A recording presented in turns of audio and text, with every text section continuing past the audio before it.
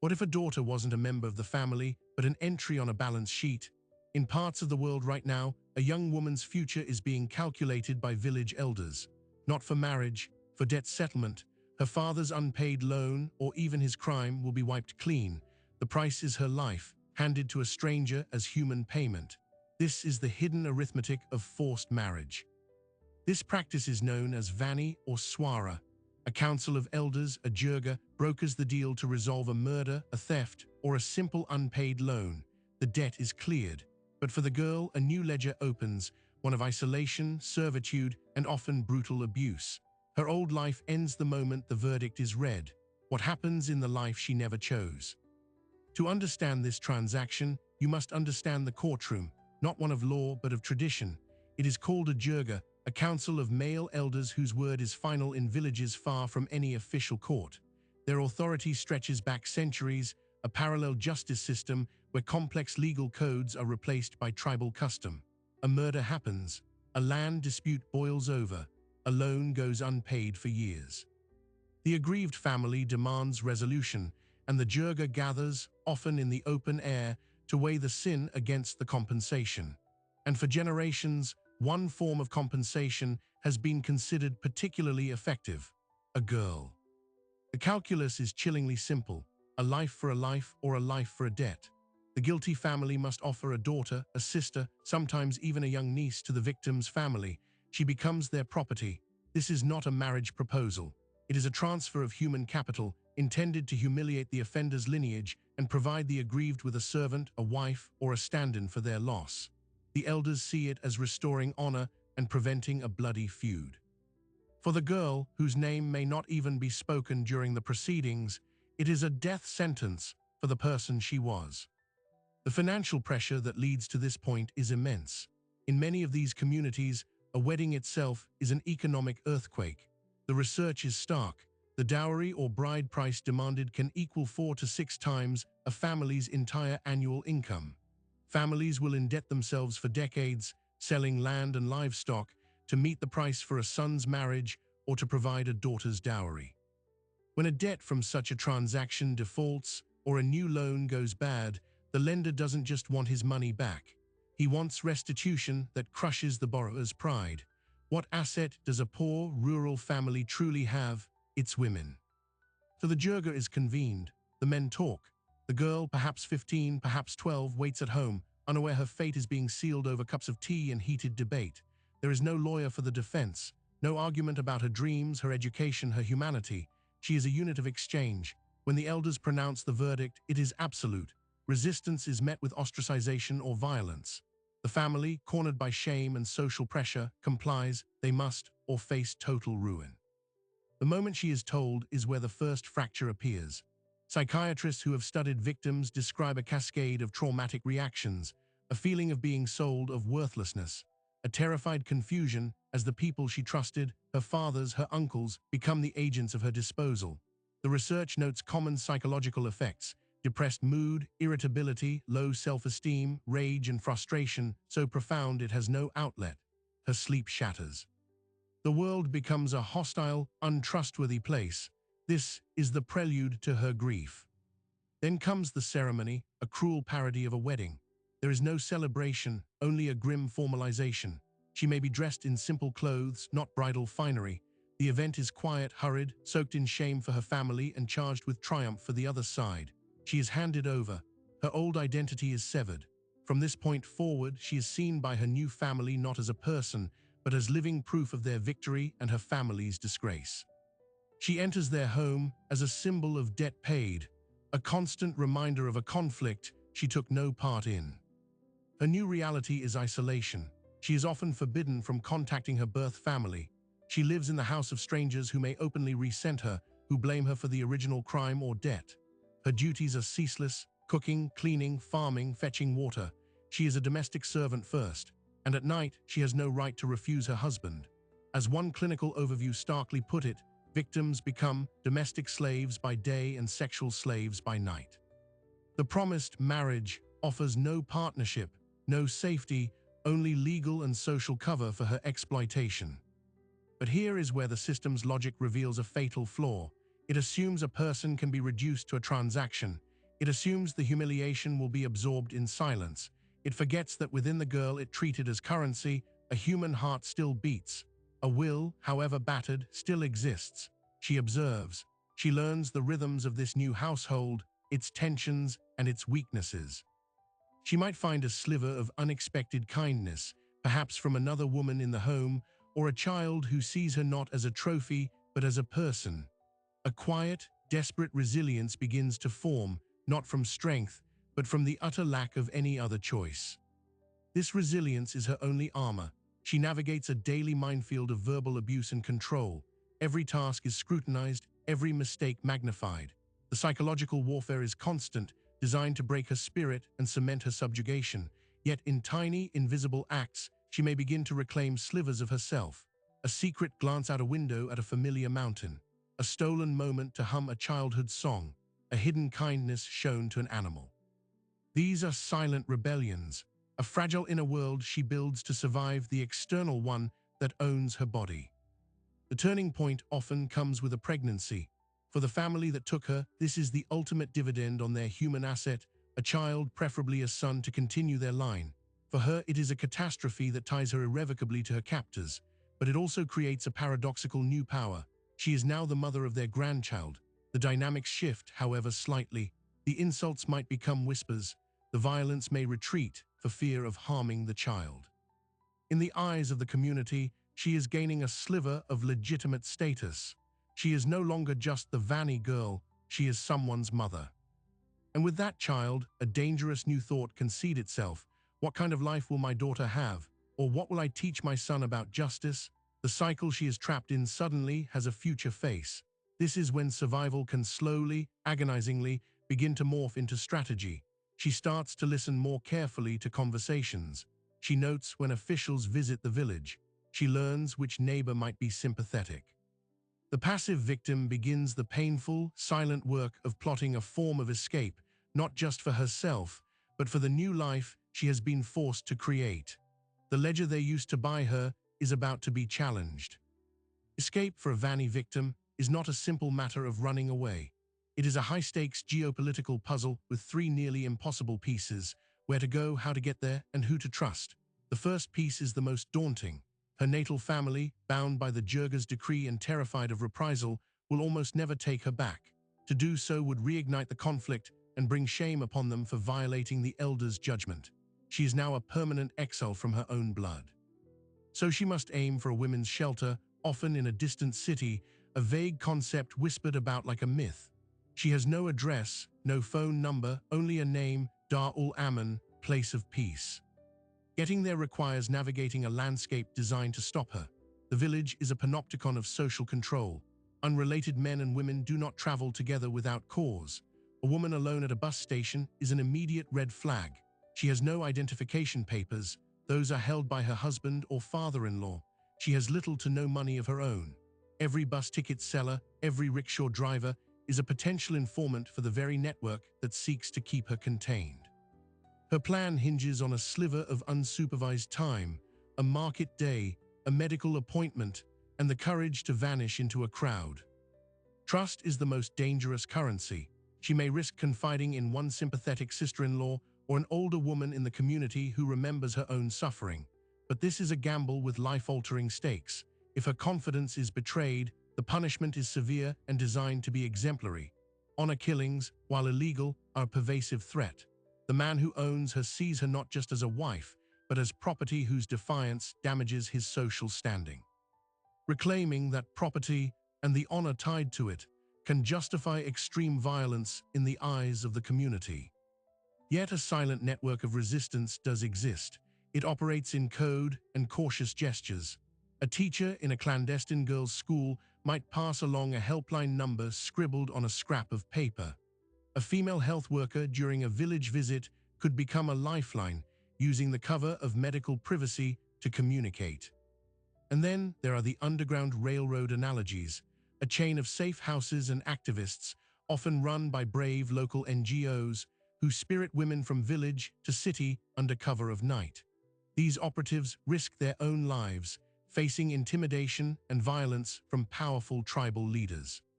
The moment of flight is a seismic break with reality. She leaves behind everything, often including her children, which is an agony no metric can measure. She takes only the clothes she wears and a heart hammering against her ribs. The journey is a blur of fear-fueled adrenaline, hiding in the footwells of cars, changing vehicles in isolated locations, being passed from one stranger's hands to another. Each mile is a mile further from the only world she's known, and a mile deeper into a terrifying unknown. Her destiny is now in the hands of people she has never met. If she reaches a shelter, the transaction of her life enters a new phase. The state becomes a party. She must file a first information report with the police, officially accusing her husband and the Jirga of crimes. This is where theory meets a brutal bureaucracy. The police, often from the same cultural fabric, are frequently reluctant to act. They face pressure from local elders and politicians. They may try to mediate, to send her back for the sake of family harmony. She must stand firm in a room full of hostile men and repeat her story, a story of being sold, which implicates an entire traditional power structure. The legal battle is a war of attrition. Pakistan's laws explicitly forbid Vani and Swara. The Supreme Court has issued rulings condemning the practice, but in the muddy reality of district courts, progress is glacial. Her case might be adjourned a dozen times. Her husband's family will hire lawyers. The Jirga members, influential men, will bring their weight to bear. She lives in the shelter, a limbo world, for months or years. The shelter itself is both a sanctuary and a prison, safe, but with high walls and strict rules. Her future dangles on the thread of a single judge's courage.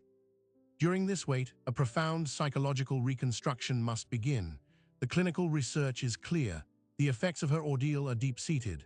Therapists in these shelters work to address the depressed mood, irritability, low self-esteem, rage and frustration, sleep problems, difficulty in forming relationships, and difficulty trusting others. She may self-harm. She may struggle with addiction. The work is to convince her that she is not the worthless commodity her price tag declared, but a person with rights. It is a painstaking process of building a new identity from the rubble of the old. Meanwhile, the system she challenged strikes back. Her family of origin may publicly disown her to restore their standing. Her husband's family will use every channel to discredit her, claiming she is immoral, mentally unstable, or kidnapped by NGOs. They may file counter cases against her for theft or adultery. The social media age adds a new layer of peril. Her picture may be circulated in community groups as a warning. The pressure is not just on her, but on the shelter's staff and lawyers who receive anonymous threats. The cost of her freedom is a perpetual state of siege. And then a pivot that changes everything. Sometimes, the very man she was forced to marry becomes her unlikely antagonist in court, but in a way no one predicted. He does not want her back. He wants compensation. Having lost his property, he files a suit demanding the original debt be repaid, with interest. The Jirga's transaction is being litigated in a modern court. The plaintiff is no longer a tribal elder, but a man with a lawyer, arguing that a financial contract was broken when his bride escaped. The ancient practice collides with contract law, reducing her life to a civil dispute over breached terms. This legal maneuvering exposes the rotten core of the practice. It was never about marriage. It was always about economics and power. The court now faces a bizarre dilemma. To award him compensation would be to legitimize the sale of a human being. To deny him could spark extrajudicial violence. The case becomes a landmark, watched by human rights groups and traditional councils alike. The woman at the center of it is no longer just a victim. She is a legal precedent in the making. Her personal survival now carries the weight of challenging a centuries-old institution. As the case drags on, a more terrifying prospect emerges, the threat to her children. In many instances, the husband's family uses them as the ultimate bargaining chip. She can have her freedom, but she will never see her sons and daughters again. Or worse, they threaten to marry off her own daughter, a child, to settle some future dispute, perpetuating the cycle with the next generation. This emotional blackmail is the most effective weapon they have. It forces an impossible choice between her own liberty and the safety of the innocent lives she brought into that house. The shelter becomes a bunker in a psychological war. News from the village filters in through cryptic messages. A daughter is ill. A son is being taught to hate her. Every piece of information is a fresh torture. The activists around her must now pivot from legal strategy to hostage negotiation, trying to leverage media attention or political pressure to secure visits or, in rare miracles, custody. The battle expands from one woman's life to the future of her children, making the stakes almost unbearable. And just when the weight seems too much, the system reveals another, darker layer. The pursuit does not end at the shelter gate.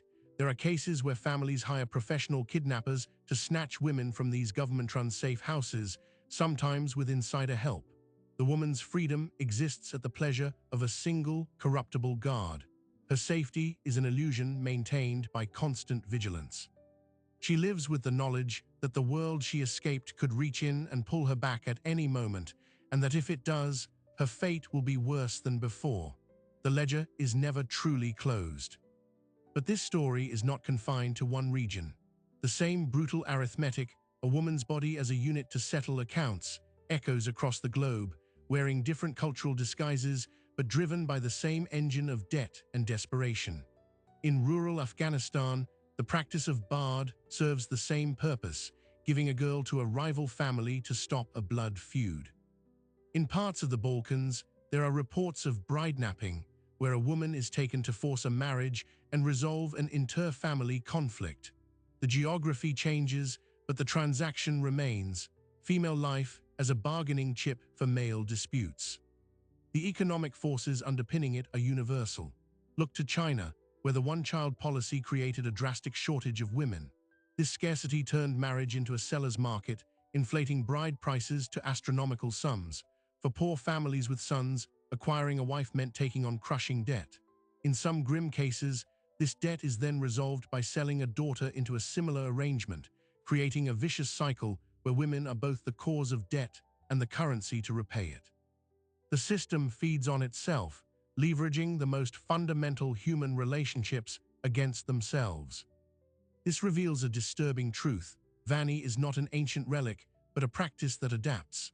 With urbanization and migration, the transaction has gone digital. Families negotiate dowry and bride price over WhatsApp. Jirgas are held via video call between relatives in a village and others working abroad. The handover of a girl might now happen at an international airport. The modern tools of connection have become tools of commodification, making the practice more resilient, not less, by stretching its reach across continents. And the fallout from this modernized trade is creating a new class of invisible victims. Imagine a young woman from Europe or North America, her family roots in a traditional culture, pressured into a marriage during a trip abroad to settle a debt she never knew existed. She finds herself trapped in a foreign country, her passport confiscated, isolated by language and custom, bound to a stranger. Her ordeal is the same, but her location makes her even harder for authorities back home to find or help. The local police see a domestic issue, her consulate sees a marital dispute. She disappears into the ledger. Back in the shelters of Pakistan, another layer of complexity emerges. What happens to the women who cannot leave, not because of external threats, but because of internal fracture? The years of abuse, the total erasure of self, have left some so psychologically damaged that the concept of an independent life is terrifying. The shelter, for all its limits, provides structure and safety. The outside world is a void of impossible choices: how to find work with no education, how to rent a room with no money, how to trust anyone ever again. For these survivors, freedom is not a triumphant escape, but a paralyzing new form of terror. Their recovery is measured in microscopic victories: holding a pen to sign her name without her hand shaking, making eye contact with a male doctor, sleeping through a single night without a nightmare. The therapists work to rebuild a psyche that was systematically dismantled. The goal shifts from a dramatic courtroom victory to the quiet, heroic act of enduring another day without surrendering to despair. This is the long, unglamorous war after the battle for legal freedom is won or lost. And for every woman who fights, there are countless others for whom the ledger is permanently closed in the worst way. Honor killings remain the ultimate enforcement mechanism. The numbers are murky, as many are passed off as suicides or accidents, a kitchen fire, a fall from a roof, but human rights organizations document hundreds each year. The The killing is meant to be a public lesson. The cost of defiance is death. It restores the honor of the family that felt dishonored by her attempt to leave. In this final transaction, her life is balanced against their social standing, and the balance tips toward murder. Yet within this darkness, a counterforce is slowly growing, the survivors who become warriors. They are the most dangerous threat to the system because they cannot be discredited. They speak the language of the villages. They know the faces of the elders. Women who escaped Vani marriages are now leading NGOs, lobbying in parliament, and standing outside jirgas to intervene. They use their intimate knowledge of the pain to dismantle it from within. Their very existence is a refutation of the core lie that a Vani woman is broken and worthless. They are, instead, the most formidable experts. Their strategy is multifaceted. They work on prevention, educating girls in secret schools about their legal rights. They run parallel crisis hotlines, becoming the first voice of hope for a trapped woman. And they execute high-risk interventions, physically placing themselves between a girl and the men coming to take her, using media attention and their own moral authority as a shield. They are not just activists. They are a rescue service operating in active combat zones of tradition and power. But here, where the story takes its most unexpected turn. In their fight, these survivors sometimes find an unlikely ally, a reformed elder, an old man from the jirga who, seeing his own granddaughter's face, begins to question the cost of the tradition he upheld, or a religious scholar who re-examines the texts and declares Vani to be un-Islamic, a cultural distortion, not a religious decree. These internal dissidents are pivotal. They can sway entire councils, using the language of tradition to reform tradition. The battle is no longer just outsiders versus villagers. It is a civil war for the soul of the community itself. This internal conflict spills into the open, often violently. Reformist elders and female activists face threats, their homes vandalized, their families boycotted. The pushback is a sign the system is wounded. The ledger, once unquestioned, is now being audited in public. Local media, once silent, begins to cover the controversies. National television hosts debates.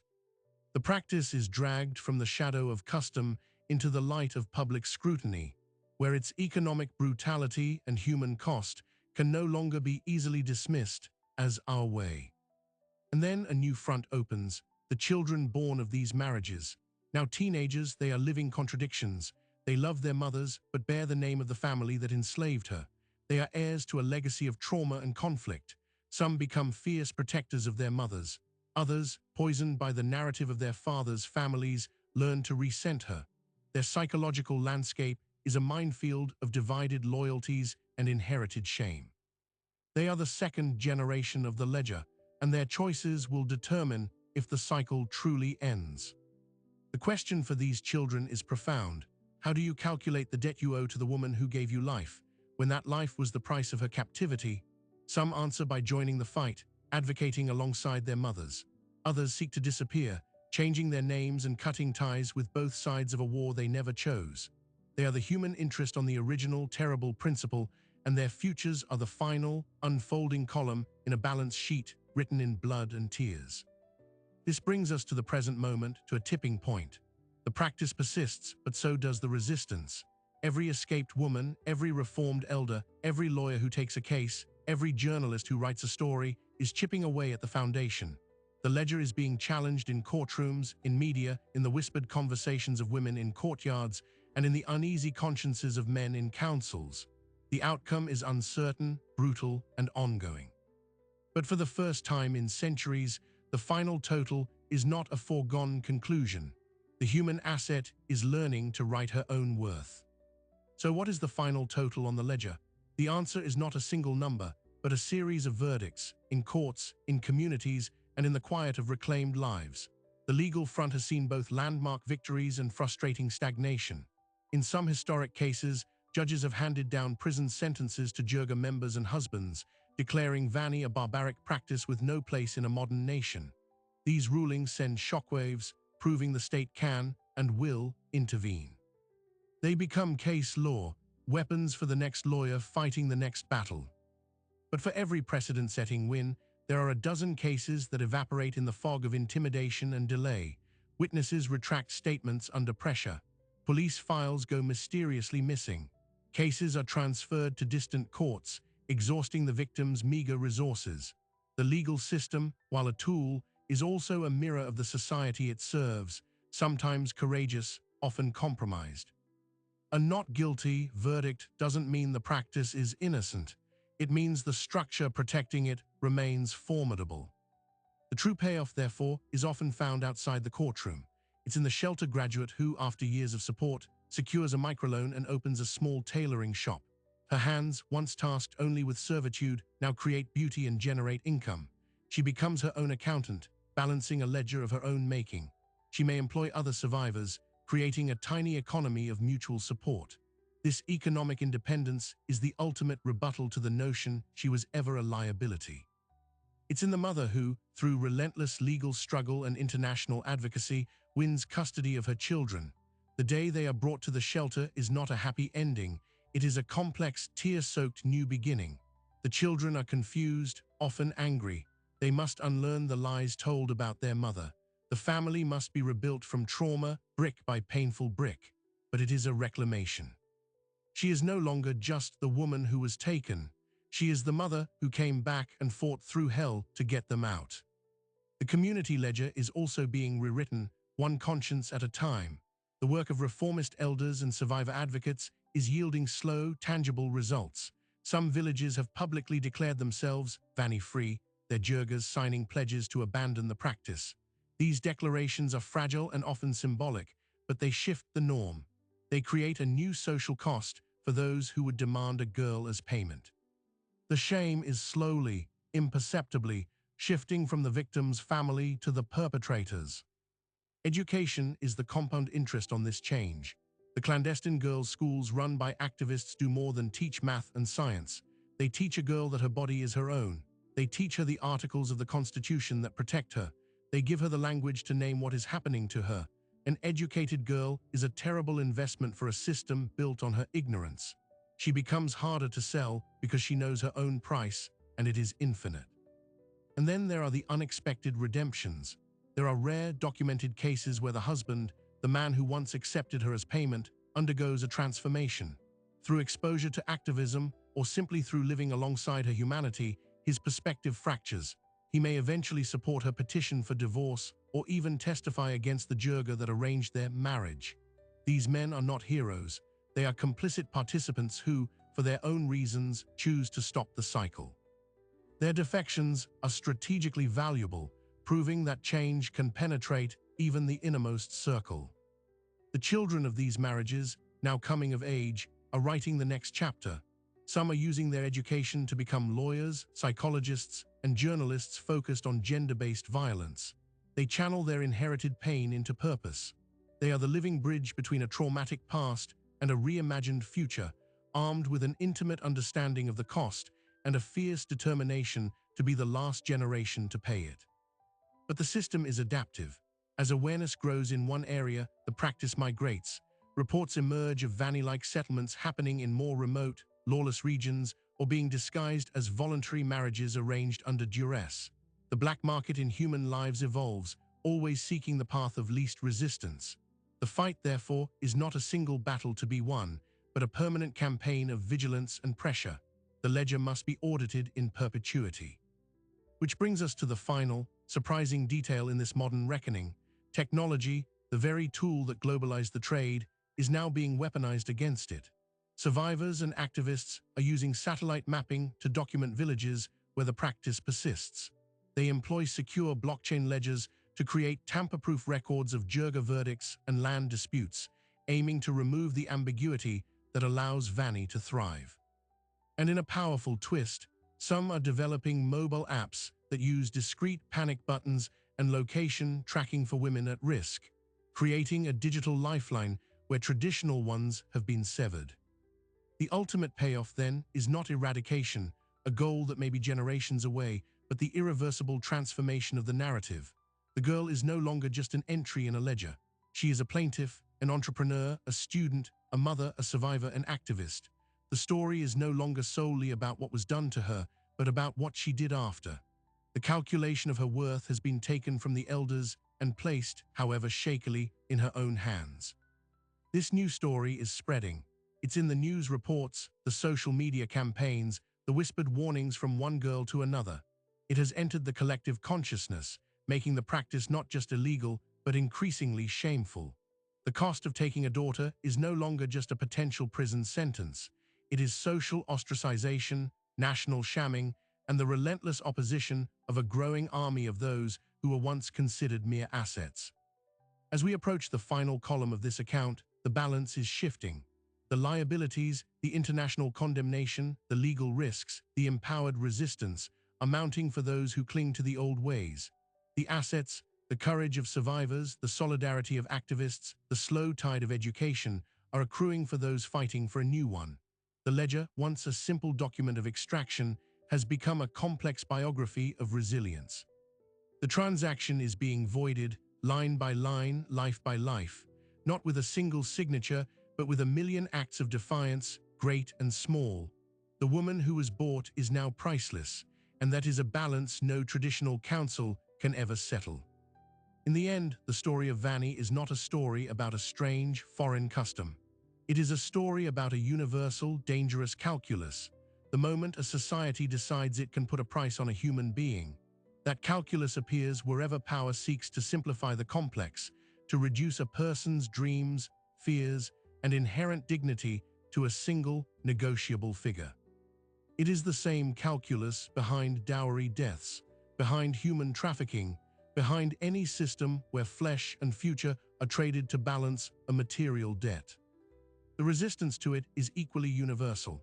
It is the instinct that says a person is not a line item. It is the courage to say, my life is not your settlement. We have seen this resistance in the woman who walks out of the village, in the elder who breaks ranks, in the lawyer who takes the case, in the child who chooses a different path. This resistance is the reclaiming of a fundamental truth. Humanity is not a currency. It is the one thing we are meant to hold in common beyond trade. The ledger, then, is a test. It tests a community's conscience, a legal system's integrity, and our collective willingness to look at an uncomfortable truth and not turn away. The balance sheet is still open. Cases are pending. Girls are still at risk. But the column for justice is no longer empty. It is being filled, entry by painful entry, by survivors who transform their pain into testimony, and by allies who amplify that testimony into change. So what do we take from this? We take a vigilance against the very idea of human valuation. We recognize that this is not a problem over there, but a manifestation of a flaw that can exist anywhere people are seen as means to an end. And we take a measure of hope from the undeniable fact that the arithmetic of oppression is being challenged by the exponential power of a single voice that refuses to be silenced. That voice is the real payoff. It is the final, unassailable asset. It can be whispered in a shelter, argued in a courtroom, taught in a secret school, or broadcast to the world. Once heard, it cannot be unheard. It recalibrates the entire equation.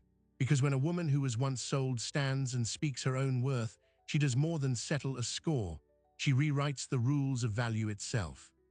Thank you for bearing witness to this reckoning. If you want to stay with us as we uncover more hidden systems and the people who break them, make sure to subscribe. The story of human dignity and the fight to preserve it continues.